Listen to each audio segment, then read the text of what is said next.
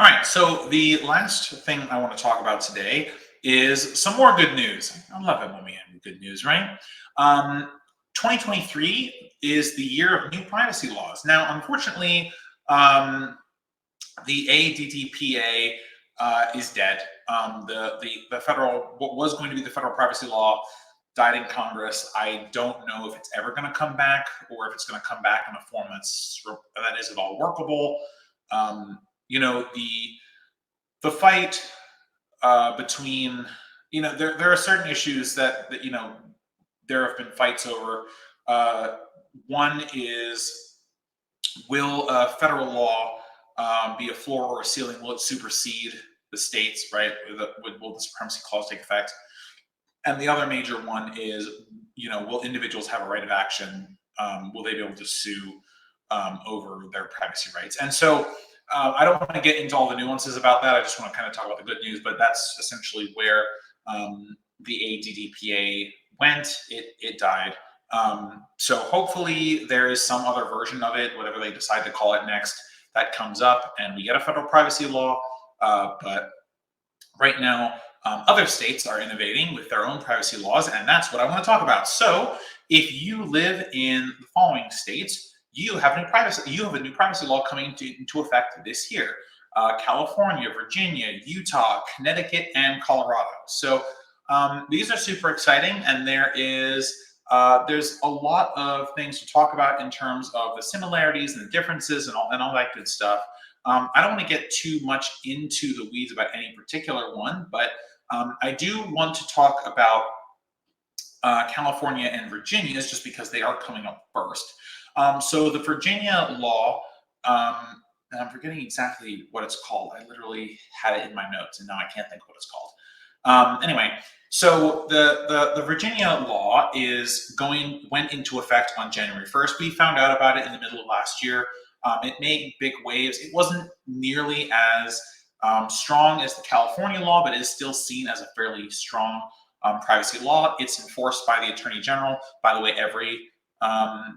every privacy law that we're going to talk about today is enforced by the Attorney General of that state, except for California, which gets its own organization to enforce them.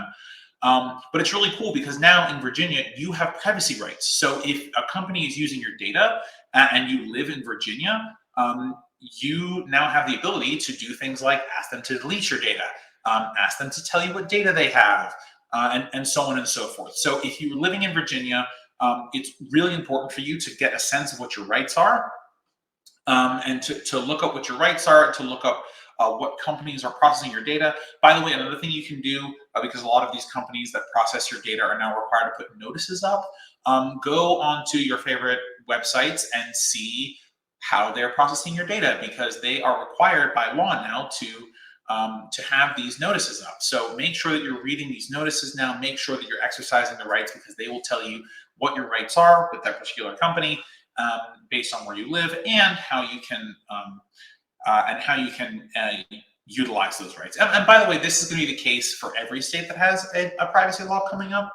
But again, with Virginia, they take a slightly different approach than California. Now, remember, the California law is a ballot measure, so it's kind of written in a different way. And by the way, the California law is meant more to mimic the European privacy laws. So just to get a sense, Virginia is more kind of like a homegrown privacy law that it pays more attention to kind of what the American interests are, whereas California is really just trying to get an adequacy decision, which is essentially permission to trade with the EU in terms of data from Europe. So that's really exciting in Virginia. If you live in Virginia, you have privacy rights, which is super exciting, because a lot of what you do, think of every phone game you play, all your social media, any website used for free, you're the product, data, it's all about you. So you can now utilize these rights. It's super important. By the way, a lot of these are employee rights too. So if you work for a company that's based in Virginia, make sure to ask your HR representative what rights you have in terms of the data that you give to your company, okay? California, the other law that goes into effect that went into effect on January 1st is the CPRA, and the CPRA is the California Privacy Rights Act. Now it modifies and supersedes the CCPA, which is the California Privacy Act. Oh, California Consumer Privacy Act. Thank you, memory.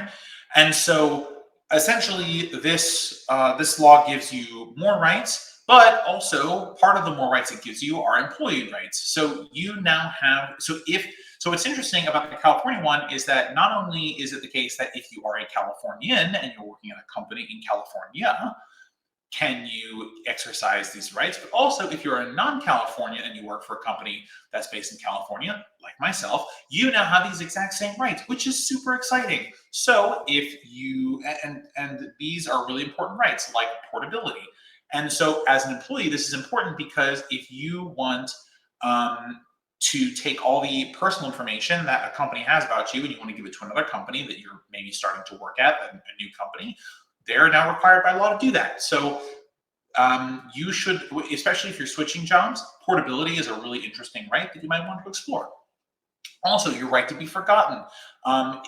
You can tell your old employer, hey, everything that you don't have to keep for legal reasons, like tax stuff they do with the IRS, I would like you to delete that, please. And they have to do it. That's awesome. You don't want people keeping your data forever.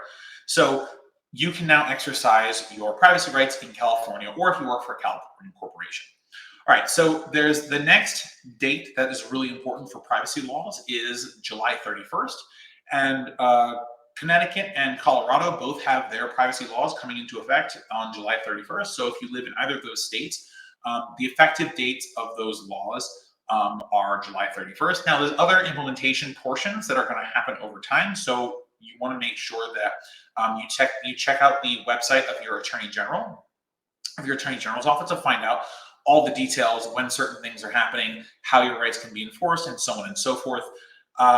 Again, these aren't really as comprehensive as California's, but there is kind of an interesting thing to note here because Colorado, the legislators there in the bill history, in the what's the official name for it? Oh my God, I hate that I can't do this. I can't think what it's called. Anyway, in the I hate this. Okay. Anyway, when they were drafting the bill, they gave speeches and they had conversations and they recorded this legislative history. Oh, okay.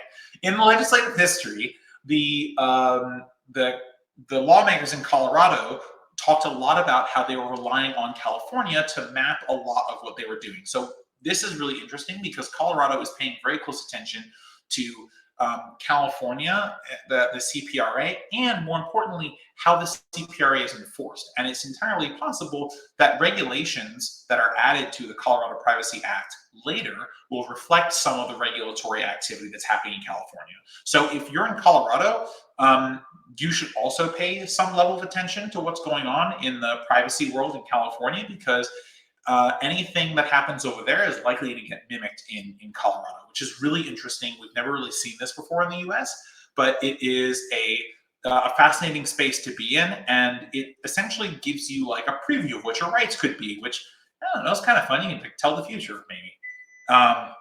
So the last one, I'm just going to, okay.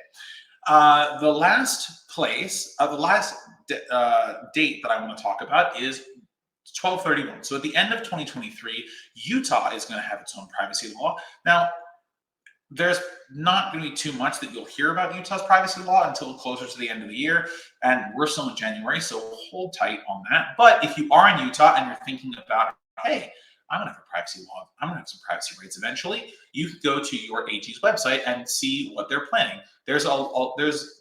Remember, guys, the effective date of a law is when it can start being enforced. That doesn't mean that companies are only starting to prep for the law at that time. So it's really important to kind of keep that in mind as you move forward, because preparation for being able to comply with the law and to give you the ability to exercise your rights is already taking place in all of these jurisdictions, right? So regardless of what state you're in, regardless of whether your law is going to come into effect soon or has already come into effect, you should go onto the relevant websites for your states or just Google information about your state's privacy law and what rights and privileges you're going to get, because the United States is getting to this place where we're slowly moving the ball in the direction of giving privacy rights to Americans. Now, this is a ball that's been rolling since 2016, just very, very slowly, right? And so, with the addition of 4 new states that have privacy laws and 1 state with even better movement in the privacy world, we're starting to see the momentum shift. And it's a very exciting thing for me as a privacy lawyer, but also for all of you, because a lot of what we do day to day has to do with, things that we do for free where we're the product. So check it out. It's really cool. I'm really excited about it, and I hope more states come. Thanks for watching this video, guys. If you liked it, throw a like on it, share with your friends, and subscribe for more of our content. You can also find all of our videos and clips on youtube.com. Just search Let Them Eat Bread and you'll find all of our content. Alright guys, see you next time. Bye for now.